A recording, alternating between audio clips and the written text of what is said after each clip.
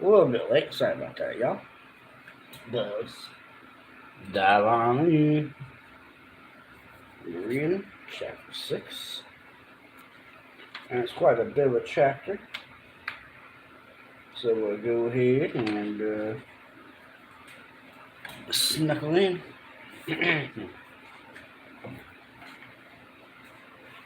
When Harry, Ron, and Hermione entered the Great Hall for breakfast the next day, the first thing they saw was Draco Malfoy, who seemed to be entertaining a large group of Slytherins with a very funny story. As they passed, Malfoy did a ridiculous impression of a swooning fit, and there was a roar of laughter.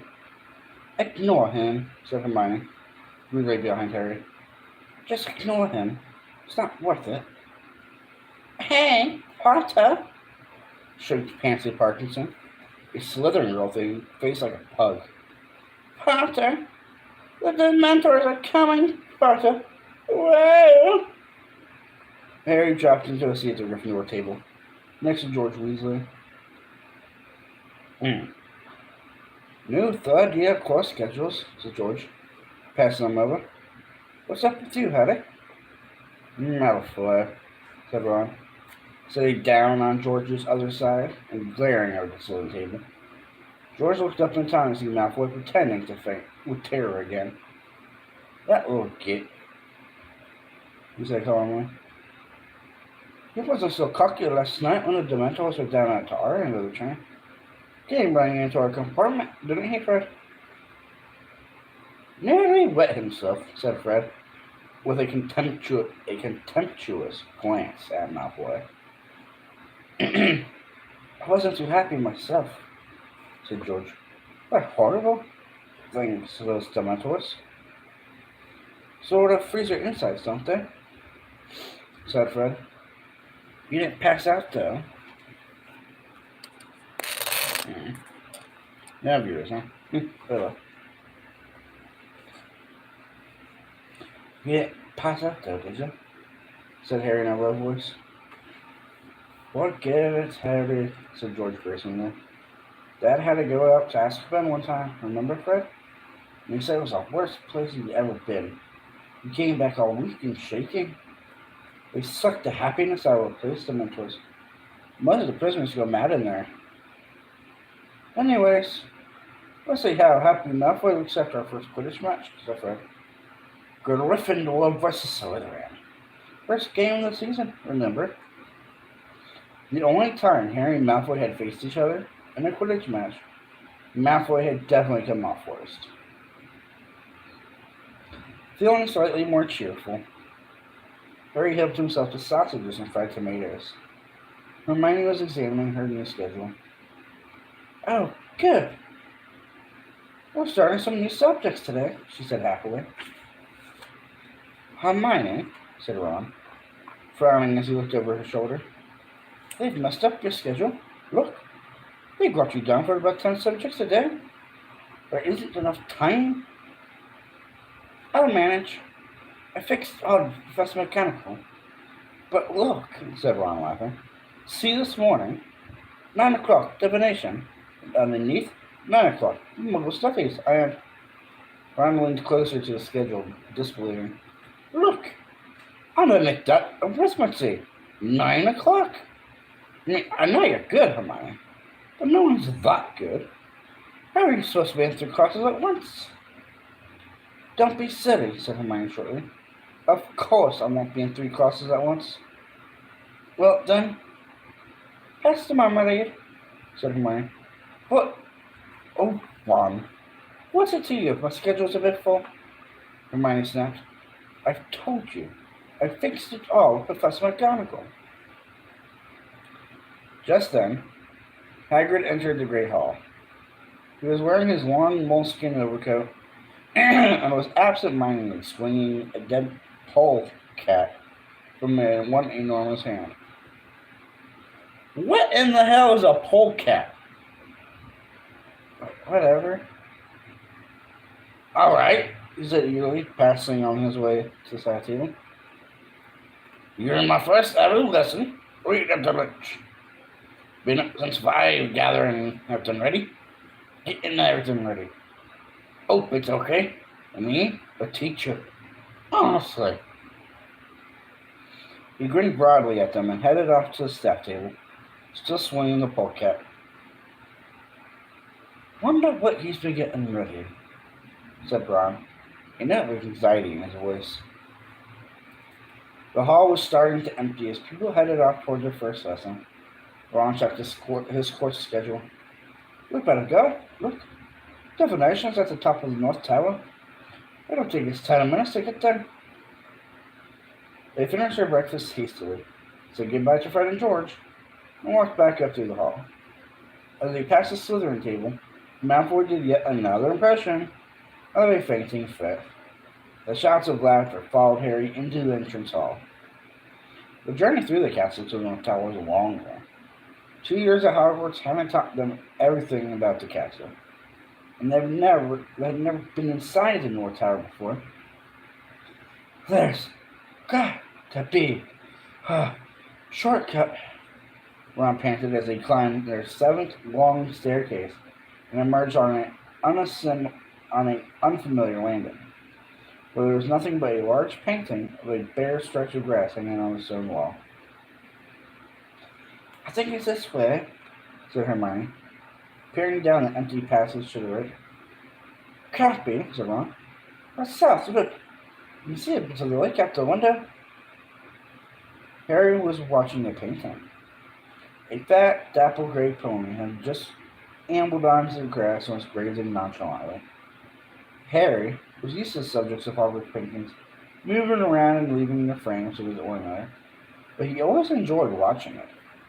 A moment later, a short, squat knight in a suit of armor clinked into the picture after his pony. By the look of the grass stains on his metal knees, he had just fallen off. Aha! He yelled, seeing Harry, Ron, and Hermione.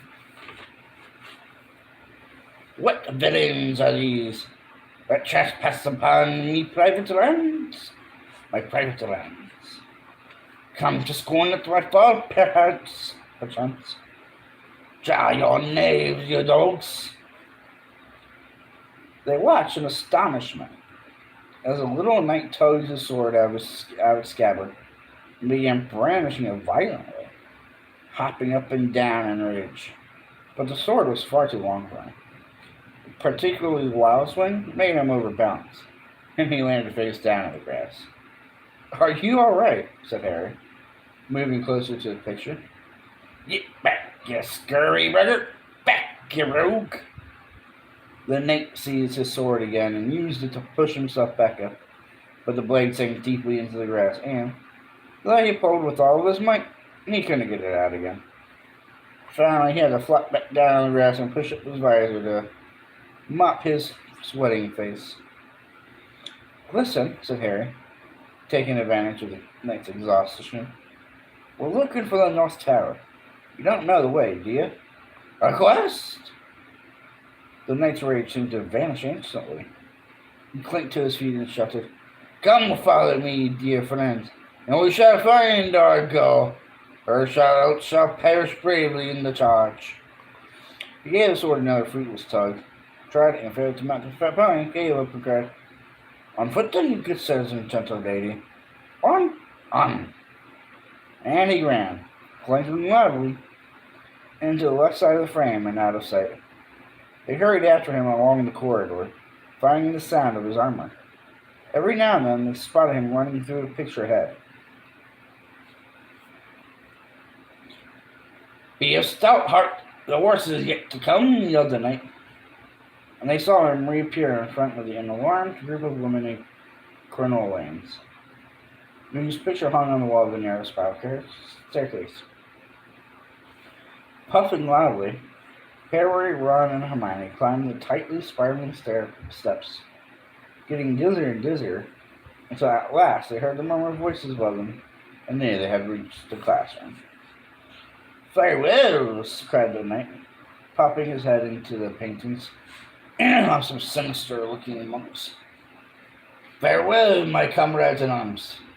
If ever you have the need of a noble heart and steeds anew, call upon Sir Cadogan. Yeah, we'll call you, muttered Ron as the lamp disappeared. If we ever need someone mental. They climbed the last few steps and emerged onto a tiny landing, where most of the class was already assembled. There were no doors off this landing, but Ron nudged Harry and pointed at the ceiling, where there was a particular trapdoor with a brass plaque on it. brass plaque on it. Sybil Trelawney, divination teacher, Harry read. How are we supposed to get up there? As though in answer to his question, the trapdoor suddenly opened, and a silvery ladder descended right at Harry's feet. Everyone got quiet. After you, said Ron, grinning. So Harry climbed the ladder first. He emerged into the strangest looking classroom he had ever seen. In fact, it didn't look like a classroom at all.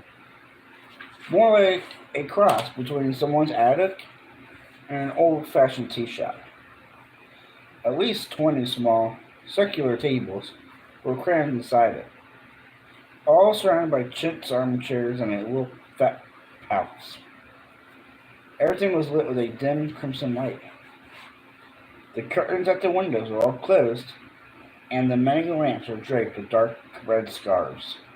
It was stiflingly warm, and the fire that was burning under the crowded mantelpiece was giving off a heavy, sickly sort of perfume as it heated a large copper kettle. The shelves running around the circular wall were crammed with dusty-looking feathers, stubs of candles, many packs of tattered playing cards, countless silvery crystal balls, and a huge array of teacups. Ron appeared at Harry's shoulder at the class, assembled around them, all talking in whispers. What is she? Ron said. A voice came subtly out of the shadows. A soft, misty sort of voice. Welcome, I said. How nice to see you in the physical world at last. Harry's immediate impression was of a large, glittering insect. Professor Trelawney moved into the firelight, and they saw that she was very thin. Her large glass magnified her eyes to several times their natural size, and she was draped in a gauzy spangled shawl. Innumerable chains and heads hung around her spindly neck, and her arms and hands were encrusted with bangles and rings. Sit, my children, sit, she said, and they all climbed awkwardly into armchairs or sank onto poofs. Alright, so what I'm saying, I'm assuming when I say palace or poofs, I'm assuming they mean like, what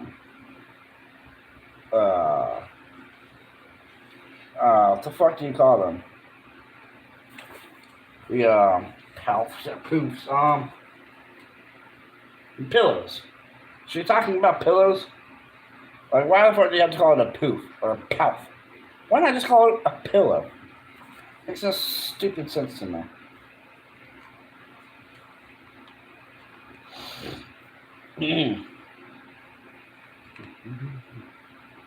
My name is Professor Trelawney. You may not have seen me before. I find that descending too often into the hustle and bustle. Alright, of the main school class light in her eye. Nobody said anything to this extraordinary pronouncement. Professor Trelawney delicately rearranged her shawl and continued. So you have chosen to study divination, the most difficult of all magical arts. I must warn you at the outset that if you do not have the sight, there is very little I will be able to teach you. Books can take you only so far in this field. With these words, both Harry and Ron glanced, grinning, at Hermione, who looked startled at the news that books wouldn't be much help in the subject.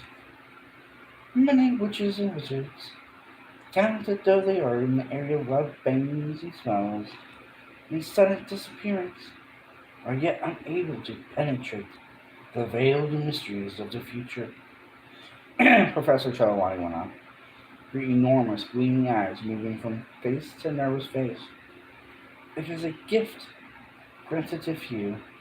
You, boy, she said suddenly to Neville, who almost toppled off his booth. Is your grandmother well? I think so, said Neville tremulously.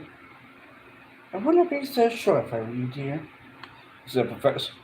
Alright, first I'll try one at you're an asshole. I want to be so sure of that. The firelight glinting on her long emerald earrings. Neville gulped. Professor Trelawney continued quizzically. We will be covering the basic methods of divination here. The first term will be devoted to reading the tea leaves. The next term we shall progress to palmistry. By the way, my dear, she stopped, settling up a Vardy pigtail. Beware, a red-haired man. Okay. That's not vague at all. Pavardi gave a startled look at Ron, foreshadowing much.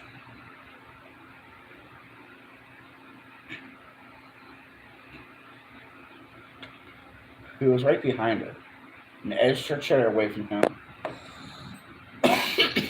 In the second term, Professor Trelawney went on, we shall progress to the crystal ball. If we have finished with the fire omens, that is. Unfortunately, classes will be disrupted in February by a nasty bout of flu. I myself will lose my voice. And around Easter, one of our number will leave us forever. A very tense silence followed that pronouncement. The Professor Trelawney seemed unaware of it. I wonder, dear, she said to Lavender Brown, who was nearest and shrank back in her chair, if you could pass me the largest silver teapot. Lavender, looking relieved, stood up, took an enormous teapot from the shelf, and put it down on the table in front of Professor Trelawney. Thank you, my dear. Incidentally, a thing you're dreading. It will happen on Friday the 16th of October. Yeah, let me reaffirm this. Trelawney's a dick. Now, I want you all to divide into pairs. Collect a teacup from the shelf, come to me, and I will fill it. Then sit down and drink. Drink until only the dregs remain. Swill these around the cup 3 times with the left hand. Then turn the cup upside down on its saucer. Wait for the last of the tea to drain away, and give your cup to your partner to read. We will interpret these patterns using pages 5 and 6 of Unfogging the Future. I shall move among you, helping and instructing. Oh, and dear, she caught Neville by the arm as he made to stand up. After you've broken the first cup, would you be so kind to select one of the blue pattern ones? I'm rather attached to the pink. Sure enough, Neville had no sooner reached the shelf of teacups when there was a tinkle breaking china. Now, let's take a pause out of that. Now, let's play some Matrix shit around that. If Trelawney hadn't mentioned breaking the cup to Neville, would Neville have still broken the teacup? Or could Trelawney just know that Neville was clumsy as hell?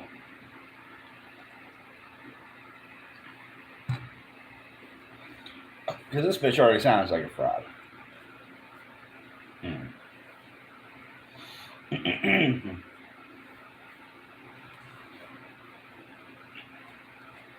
Professor Trelawney slipped over him, holding a dustpan brush, and said, One of the blue ones then, dear, if you wouldn't mind. Thank you.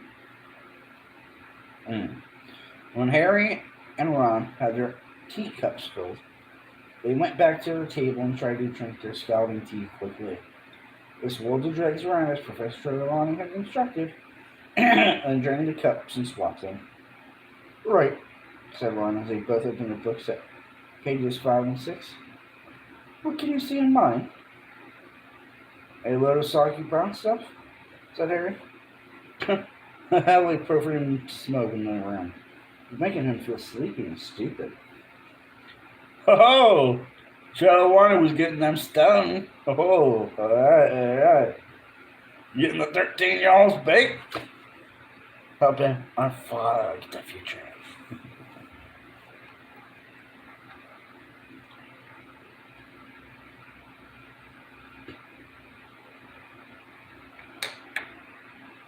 Broaden your minds, my dears, and allow your eyes to see past the mundane. Professor Trelawney cried through the gloom. Harry tried to pull himself together. Right, you've got a crooked sort of cross. He consulted unfogging the future. That means you're going to have trials and suffering. Sorry about that. There's a thing about that. There's a thing that could be the sum. Hang on. That means great happiness. So you're going to suffer but be very happy. You need to have an eye tested, if you ask me, said Ron, and they both had to stop with their laughs as Professor Trelawney gazed in their direction. My turn. Ron peered into Harry's teacup. His forehead wrinkled with effort. There's a problem, a bit like a bowler hat, he said. Maybe you're going to look for the Ministry of Magic? He turned the teacup the other way up. But this way it looks more like an acorn. What's that? He scanned his copy of Unfogging the Future. A windfall? Unexpected gold. Excellent. You can lend me some. And there's a thing here. He turned the cap again. The thing looks like an animal. Yeah, it's tight with its head. Looks like a hippo. No, a sheep. Professor Trelawney whirled around as Harry let out a snort of laughter. Let me see that, my dear, she said reprovingly to Ron, swooping over and snatching Harry's cup from him. Everyone went quiet to watch. Professor Trelawney was staring into the cup, rotating it counterclockwise. The falcon? My dear, you have a deadly enemy. But everyone knows that, said Hermione in a loud whisper. Professor Trelawney stared at her. What they do, said Hermione. Everybody knows about Harry and you-know-who. Harry and Ron stared at her with a mixture of amazement and admiration. They had never heard Hermione speak to a teacher like that before. Professor Trelawney chose not to reply. She lowered her huge bug eyes to Harry's cup again and continued to turn it. The club. An attack. Dear, this is not a happy cup. Oh, I thought that was a bowler hat, said Ron sheepishly. The skull. Danger in your path, my dear. Everyone was staring, transfixed, at Professor Trelawney, who gave the cup a final turn, gasped, then screamed. There was another tinkle break from China. Neville had smashed a second cup. Poor Neville. Professor Trelawney sank into a vacant armchair, her glittering hand at the heart and her eyes closed. My dear boy, my poor boy, dear boy, no. It is kind of not to say. No, don't ask me. What is it, Professor? Said Dean Thomas at once. Everyone had got to their feet, and slowly they crowded around Harry and Ron's table, pressing close to Professor Trelawney's chair to get a look at Harry's cup. My dear, Professor Trelawney's huge eyes opened dramatically. You have the grim...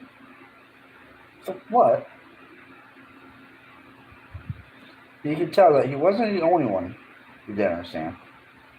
Dean Thomas shrugged at him, and wherever around him looked puzzled, but nearly everybody else clapped their hands to their mouths in horror. The grim, my dear, the grim, cried Professor Trelawney, who looked shocked that Harry hadn't understood. The giant, spectral dog that haunts churchyards. My dear boy, it is an omen, the worst omen of death. Harry's stomach lurched. That dog on the cover of Death Omens and Flourishing Plots? The dog in the shadows of Magnolia Crescent? Lavender Brown clapped her hands to her mouth, too. Everyone was looking at Harry, except Hermione.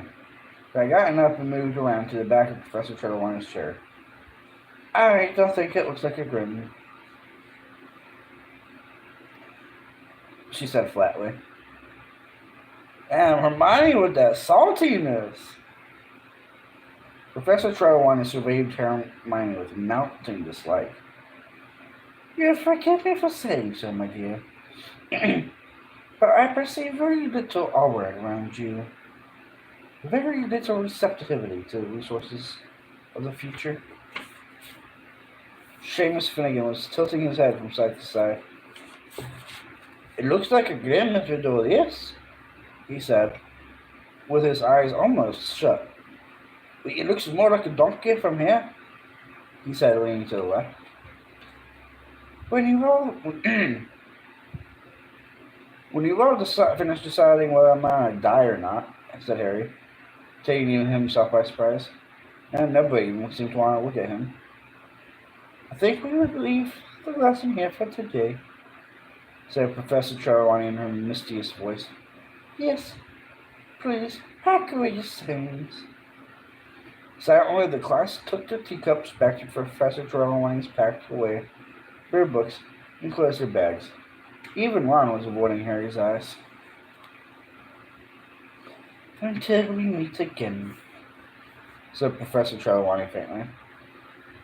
Fair fortune be yours. Oh, and dear, she pointed at Neville, you'll be late next time. So, mind you, work extra hard to catch up. Harry, Ron, and Hermione descended Professor Trelawney's ladder in the winding stair in silence, then set up Professor McGonagall's transfiguration class. Goddamn. Not class, lesson, I'm sorry. Harry, Ron, and Hermione descended Professor Trelawney's ladder in the winding stair in silence, then set out for Professor McGonagall's transfiguration lesson. It took them so long to find her classroom that, early as they had left the divination, they were only just in time. Harry chose a seat right at the back of the room, feeling as though he was sitting in a very bright light spotlight. The rest of the class kept shooting figurative glances at him, as though he were about to drop dead at any moment. You hardly heard what Professor McGonagall was telling them about animagi, wizards who transform as well into animals. I'm not sure, man. I'm pretty sure that was Snape who taught that when Ring was scooping us up, but whatever. And wasn't even watching when she transformed herself in front of their eyes into a tabby cat with spectacle markings around her eyes. Really? What? Really? What has got it into you today? Said Professor McGonagall, turning back into herself to think up and staring around at them all. Not that it matters, but that's the first time my transformations not got an applause from the class. Everybody's head turned toward Harry again, but nobody spoke. Then Hermione raised her hand. Please, Professor, we've just had our first divination class, and we were reading the tea leaves on... Right, of course, said Professor McGonagall, suddenly frowning. There is no need to say any more, Miss Granger. Tell me, which of you will be dying this year?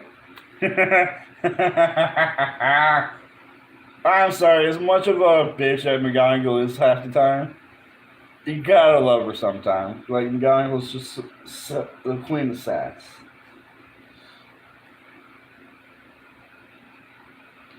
Everyone stared at her. Me, said Harry, finally. I see, said Professor McGonagall, fixing Harry with her beady eyes. Then you should know, Potter, that Trelawney has predicted the death of one student a year since she arrived at the school. None of them have died yet. Seeing death omens is her favorite way to greet me in new class. If it were not for the fact that never speak ill of my colleagues. Professor McGonagall broke off, and they saw that her nostrils had gone white. She went on, more calmly. Divination is one of the most imprecise branches of magic. I shall not conceal from you that I have very little patience with it. True seers are very rare. And Professor Trelawney. She stopped again, then said in a very matter-of-fact tone, You look in excellent health to me, Potter. So you would excuse me if I don't let you off homework today. I assure you that if you die, you need to not hand it in. Hermione laughed. Harry felt a bit better. It was harder to feel scared of a lump of tea leaves away from the dim red light. Scared of a lump of tea leaves away from the dim red light and befuddling perfume. Professor Trelawney's classroom. Not everyone was convinced, however. Ron still was worried. Lavender whispered, "What about Neville's cup?" When Transfiguration class had ended,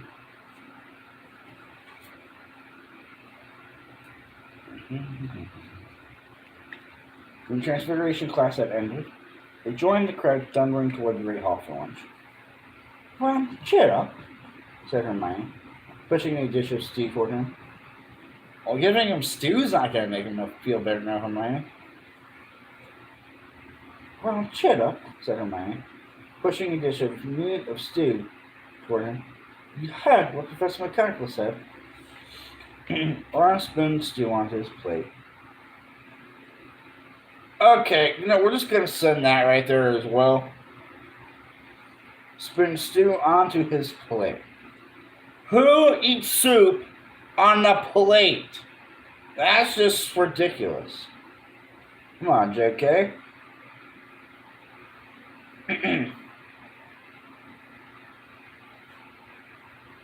Ron spooned stew onto his plate and picked up his fork, but didn't start. "Harry," he said in a low, serious voice, "you haven't seen a great black dog in it, have you?" "Yeah, I have," said Harry. "I saw one the night of the Dursleys." Ron let his fork fall with a clatter. "Probably yesterday," said Hermione calmly. Ron looked at Hermione as though she had gone mad. "Hermione, I've probably seen a grim, but that's bad," he said. My Uncle Billy saw one and died 24 hours later. Coincidence?" "Coincidence," said Hermione airily, pouring herself some pumpkin juice. "Now, I really want to try some pumpkin juice one of these days." "Don't know what you're talking about," said Ron, starting to get angry. "Grims scare the living daylights out of most wizards." "There you are, then," said Hermione in a superior tone. "They see the Grim die of fright. The Grim's not an omen. It's a cause of death. And Harry's still with us because he's not stupid enough to see one thing. Right, well, I'd better kick the bucket then." Ron nodded wordlessly at Hermione, who opened her bag, took out her new arithmetic book, and propped it open against the juice jug. "I think divination seems very wooden," she said, searching for her page. "A lot of guesswork, if you ask me." "There was nothing witty about the Grim in that cup," said Ron, hotly. "You don't seem so confident when you turn Hetty as a sheep," said Hermione coolly. "Professor Trelawney said you didn't have any aura. You just don't like being bad at something for a change." He had touched a nerve. Hermione slammed her arithmetic book down on the table so hard that bits of meat and carrot flew everywhere. "If being good at divination means I have to pretend to see death omens on a lump of tea leaves, I'm not sure I'll be studying it much longer. That lesson was absolute rubbish. compared with my arithmetic class. She snatched up her bag and stalked away. Ron frowned at her. What's she talking about? He said to Harry. She hasn't been to an arithmetic class yet. Harry was pleased to get out of the castle after lunch. Yesterday's rain had cleared. The sky was a clear, pale gray. And how can it be a clear, pale gray? No. Oh, clear with maybe some gray clouds. Okay. Pale gray, and the grass was springy and damp underfoot as they set off for the first ever Carry Magical Creatures class. Ron and Hermione weren't speaking to each other. Harry walking silently in silence as they went down the sloping lawns to Hagrid's hut on the edge of the Forbidden Forest. It was only when he spotted only two familiar backs and heads, that they realized that they must be having these lessons with Slytherins. Malfoy was talking animatedly to Crabbe and Goyle, who were chortling. Harry was quite sure he knew what they were talking about. Hagrid was waiting for his class at the door of his hut. He stood, in his moleskin overcoat, defending the boarhound at his heels, looking impatient to start. Come on now, get a move on, he called as the class approached. Got a real treat for you today. Great lesson coming up. Everyone here? Right. Follow me. Follow me. God damn, I can't get Hagrid's voice right. I got it right earlier. But something, Hagrid's voice is tricky. Come on now. Get a move on. Got a real treat for you today. Great lesson coming up. Everyone here? Great. Follow me. For one nasty moment, Harry thought Hagrid was going into the forest. Harry had had enough unpleasant experiences in there to last him a lifetime. However, Hagrid strolled off around the edge of the trees, and 5 minutes later, they found themselves outside of a kind of paddock. There was nothing in there. Everyone gather around the fence there and go, that's it. Make sure you can see. Now, first thing you'll want to do is open your books. How? Said the cold, drawling voice of Draco Malfoy. How do we open our books? Malfoy repeated. He took out his copy of the Monster Book of Monsters, which he had bound shut with a length of rope. Other people took their books out too. Some, like Harry, had belted their books shut. Others had crammed them inside tight bags or clamped them together with binder clips. Has anybody been able to open their books? Said Harry, looking crestfallen. The class all shook their heads. You got to stroke them. Not something you want to be teaching 30-years, Hagrid. Not something you want to be teaching third graders, man. 13-year-olds, man. Said Hagrid, looking inside this was the most obvious thing in the world. Look. He took Hermione's copy and ripped off the spell tape that bound it. The book tried to bite, but Hagrid ran a giant forefinger down its spine. And the book shivered, and then fell open and lay quiet in his hand. Oh, how silly we've all been, Malfoy sneered. We should have stroked them. Why didn't we guess? I thought they were funny. I thought they were funny, Hagrid said uncertainly to Hermione. Oh, tremendously funny, said Malfoy. Really witty. Giving us books that try to rip our hands off. Shut up, Malfoy, said Harry quietly.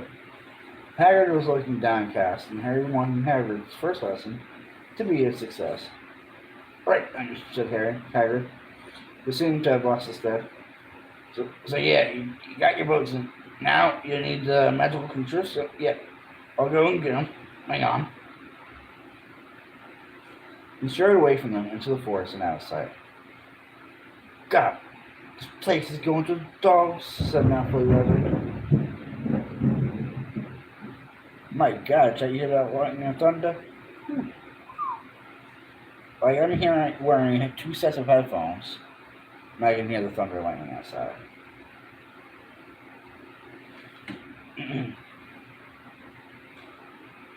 God, this place is going to the dogs, said Malfoy. That oaf teaching classes. My father would have a fit when I tell him. Shut up, Malfoy. Harry here. Careful, Potter. There's a Dementor behind you. Ow! Squealed Lavender Brown, pointing toward the opposite side of the paddock. Charging toward them were a dozen of the most bizarre creatures Harry had ever seen. They had the bodies, hind legs, and the tails of horses, but the front legs, wings, and head were what seemed to be giant eagles, with cruel, steel-colored beaks and large, brilliantly orange eyes. The talons on the front legs were half a foot long and deadly looking. Each of the beasts had a thick leather collar around its neck, which was attached to a long chain, and the ends of a fall that were held in the fast hands of Hagrid, who came just jogging into the paddock behind the creatures. Gee up there! Gee up there! He roared, shaking the chains and urging the creatures toward the fence. Creatures toward the fence where the class stood. Everyone drew back slightly as Hagrid reached them and tethered the creatures to the fence. Hippogriffs! Hagrid rotated, roared happily, waving a hand at them. Beautiful, aren't they? Harry could sort of see what Hagrid meant. Once you get over the shock of seeing something, that's happened, what's happened.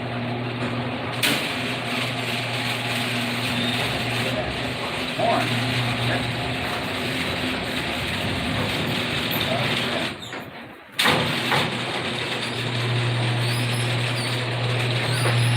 I got done with it. I'm back over there. Where's I'm back?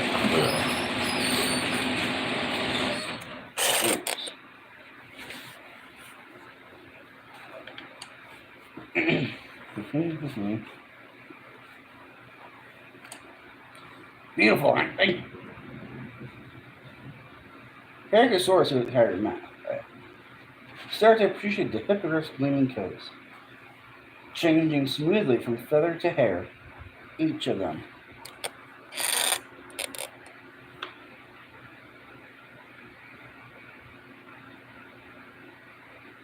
Each of them a different color. Stormy gray, bronze, pinkish brown, gleaming chestnut, and inky black. So, said Hagrid, rubbing his hands together and beaming around, if you want to come a bit nearer. No one seemed to want to. Harry, Ron, and Hermione, however, approached the fence cautiously. Now, first thing you gotta know about hippogriffs is they're proud, said Hagrid. Easily offended, hippogriffs are. Don't never insult one. That might be the last thing you do. Malfoy, Crabbe, and Goyle weren't listening.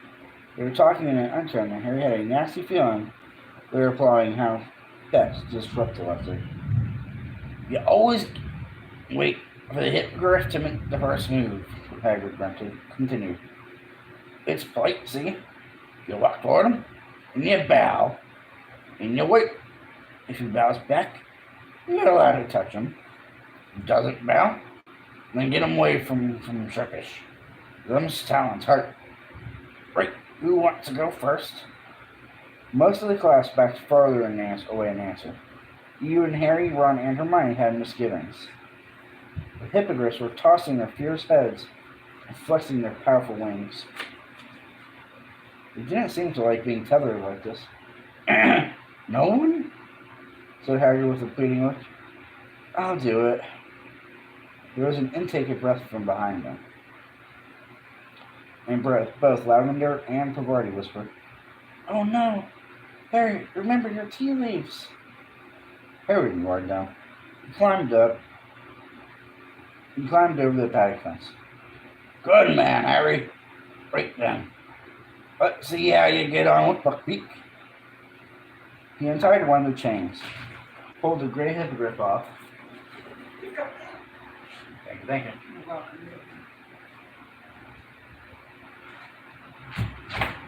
Bunch of bullshit, man. Yep. One like bullshit. Mostly bullshit. Yep. Alright.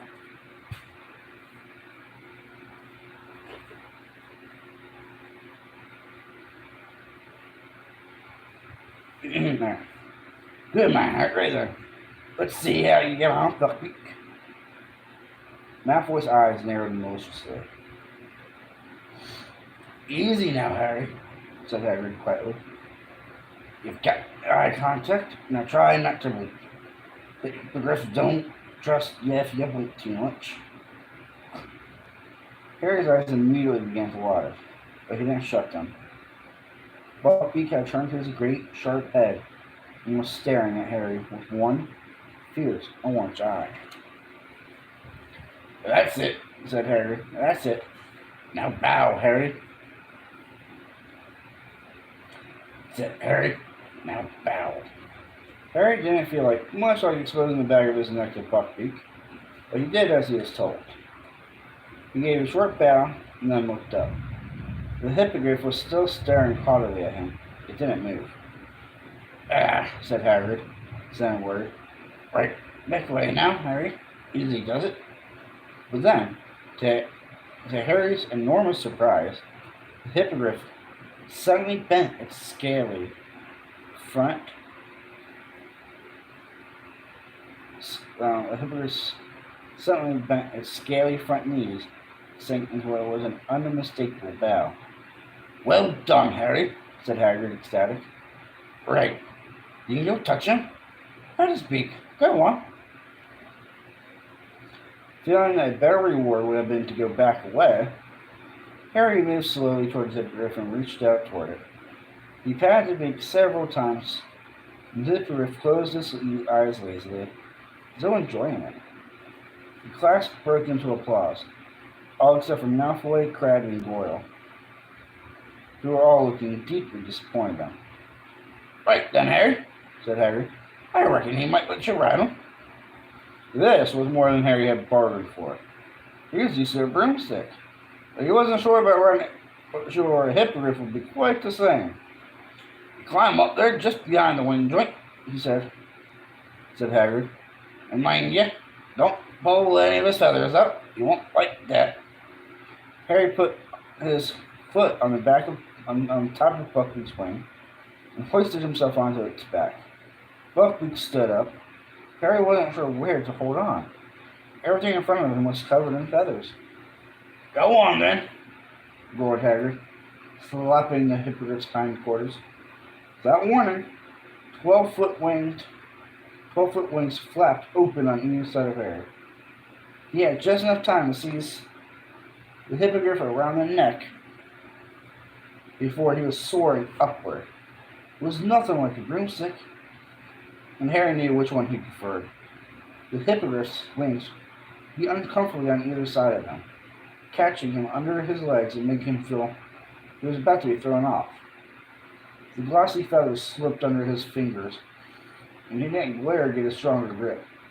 Instead of the smooth action of his Nimbus 2000, he now felt himself rocking backward and forward as his hindquarters of the hippogriff rose and fell with its wings. Buckbeak flew him once around the paddock and then headed back to the ground. This was the bit that Harry had been dreading.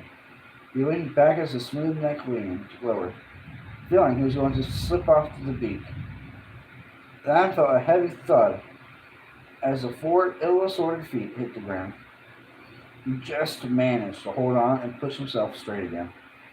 Good work, Harry, roared Hagrid, as everyone except Malfoy, Crabbe, and Goyle cheered. Okay, who else wants to go? Emboldened by Harry's success, the rest of the class climbed cautiously into the paddock. Hagrid untied the hippogriffs one by one, and soon people were bowing nervously all over the paddock. Neville ran repeatedly backward from his, which didn't seem to want to bend its knees. Ron and Hermione practiced on the chestnut, while Harry watched. Malfoy, Crabbe, and Goyle had taken over Buckbeak. He had bowed to Malfoy, who was now Malfoy, Crabbe, and Goyle had taken over Buckbeak. He had bowed to Malfoy, who was now patting his beak, looking disdainful. This is very easy, Malfoy drawled loud enough for Harry to hear him. I knew it must have been Potter to do it. I bet you're not dangerous at all, are you? He said to Hippogriff. Are you great ugly brute? It happened in a flash over steely talons. Malfoy let out a high-pitched scream the next moment. Hagrid was wrestling Buckbeak back into his collar as he strained to get at Malfoy. The leg curled in the grass, blood blossoming over his ribs. I'm dying, Malfoy yelled as the class pants. I'm dying! Look at me! It's killed me! You're not dying, said Hagrid, leg on very white. Someone help me! Gotta get him out of here! Hermione ran to hold open the gate as Hagrid lifted Malfoy easily. As they passed, Harry saw there was a long, deep gash on Malfoy's arm. Blood spattered the grass around Hagrid ran around with him, up the slope toward the castle. Very shaken, the care and magical creatures class followed at a walk. The Slytherins were all shouting about Hagrid. They should fire him straight away, said Pansy Parkinson, who was in tears. It was Malfoy's fault, snapped Dean Thomas. Crabbe and Goyle flexed their muscles threateningly. They all climbed the stone steps in the deserted entrance hall. I'm going to see if he's okay, said Pansy, and they all watched her run up the marble staircase. The Slytherins, still muttering about Hagrid, headed away in the direction of the dungeon common room. Harry, Ron, and Hermione proceeded upstairs toward the Gryffindor common room, Gryffindor Tower. Hey, welcome in. Who just joined? Do you think he'll be all right? Said Hermione nervously. Of course he will. Not a problem, so I can bank cuts in about a second, said Harry, who had had far worse injuries, made magically by the nurse. That was a really bad thing to happen in Hagrid's first class, though, wasn't it? Said Ron, looking worried. Trust Malfoy to mess things up for him. They were among the first to reach the Great Hall at dinner, hoping to see Hagrid, but he wasn't there. They wouldn't fire him, would they?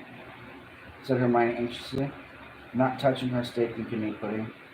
Ew, steak and kidney pudding? I'm sorry, but that sounds nasty. They'd better not, said Ron, who wasn't eating either. Harry was watching the Slytherin table. Jesus criminy chat. Did I hear that lighting outside? But all three of them kept breaking off and glancing out the tower window. Oh, shit, hang on. Mrs. Potter, sorry, Chet. Harry watched a large group of including Crabbe. Harry was sure they were cooking up their own version of how Malfoy had been injured. Well, you can't say it was an interesting first day back, Ron said gloomily. They went up to the crowded Gryffindor common room after dinner and tried to do the homework McGonagall had given them, but all three of them kept breaking off and glancing out the tower windows. There's a light on in Hagrid's window, Harry said silently. Ron looked at his watch. You heard? We could go down and see him. It's still quite early. I don't know, Hermione said slowly, and Harry saw her glance at him. I'm allowed to walk across the grounds, he said pointedly. Sirius Black hasn't gotten past the Dementors here, has he?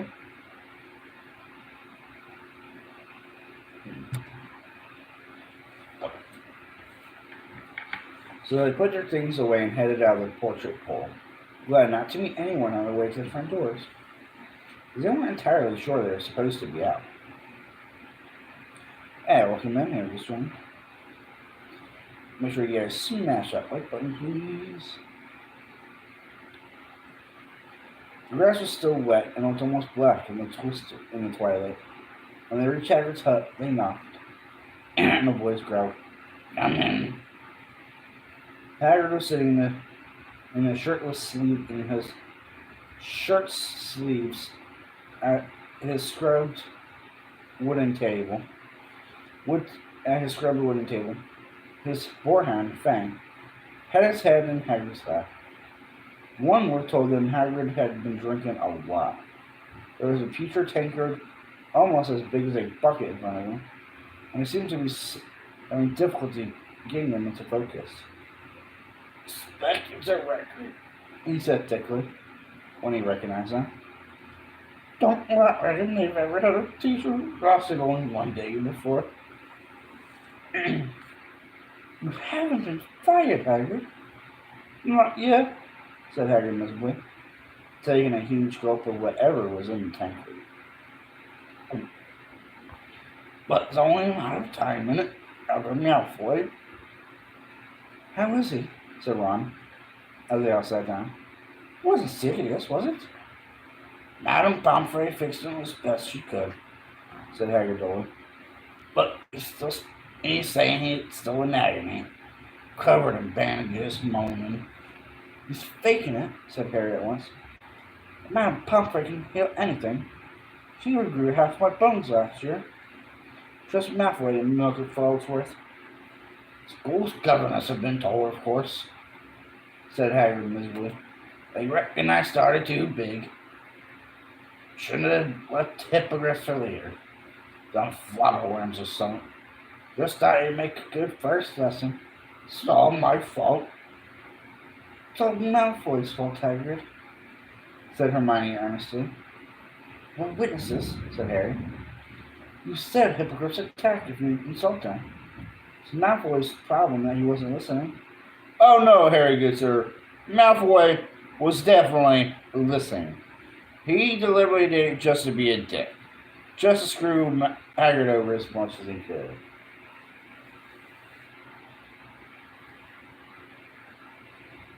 "We'll tell Dumbledore what really happened." "Yeah, don't worry about it, Hagrid. We'll back you up," said Ron. Tears leaked out of the crinkled corners of Hagrid's beautiful black eyes. He grabbed both Harry and Ron and pulled them into a bone-breaking hug. "I think you should..." "I think you've had enough to drink, Hagrid," said Hermione firmly. "Me? Who the fuck are you old 13-year-old girl? Telling a grown-ass man not to be drinking? Go fuck you, said Hermione firmly. She took the tankard from the table and went outside to empty it. Maybe she's right," said Hagrid, letting go of Harry and Ron. We both staggered away, rubbing their ribs. Hagrid heaved himself out of his chair and followed Hermione unsteadily outside. They heard a loud splash. "What's he done?" said Harry nervously. "What's he done?" said Harry nervously, as Hermione came back in with the empty tankard. "Stuck his head in the water barrel," said Hermione, putting his tankard away. Hagrid came back, his long hair and beard sopping wet, wiping the water out of his eyes. "That's better," he said, shaking his head like a dog and drenching them all. "Listen, it was good of you to come and see me. Hagrid stopped dead, staring at Harry as if he only just realized he was there. "What do you think you're doing here, eh?" he roared, so suddenly that they jumped a foot in the air. "You're not to go wandering around after dark, Harry. And you two, letting him." Hagrid strode over to Harry, grabbed his arm, and pulled him to the door. "Come on," Hagrid said angrily. "I'm taking you all back to school. Don't let me catch you walking or see me after dark again. I'm not worth that." Alright, now the next chapter, chapter 7, is going to be like one of the best chapters. The Boggart in the Wardrobe. And come on, this is a Lupin lesson. Lupin was like one of the best characters in this book. But until next time, until this next reading, make sure you guys smash that like button. Sorry for the glitchiness. Fuck you too, Black. But until then, I will see everybody in the next one. Davey Boy out. Peace.